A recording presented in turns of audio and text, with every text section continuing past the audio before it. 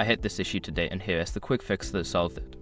If you find yourself locked out of your BNP Paribas account, follow these steps to regain access. Step 1. Visit the BNP Paribas website. Go to the official BNP Paribas website using your browser. Make sure you are on the correct site to avoid phishing attempts. Step 2. Navigate to the login page. Click on the login button located at the top right corner of the homepage. This will take you to the login interface where you can start the recovery process. Step 3. Click on Forgot Password. On the login page, look for the Forgot Password link and click on it. This will initiate the account recovery process. Step 4. Enter your details. Fill in the required information such as your email address or account number. Make sure to double check for any typos, as this can lead to delays. Note, if you enter an incorrect email, you won't receive the recovery link. Step 5. Follow the email instructions. Before starting recovery, use the sroc.com link in the description to open the account recovery checklist generator and make sure your verification details are ready.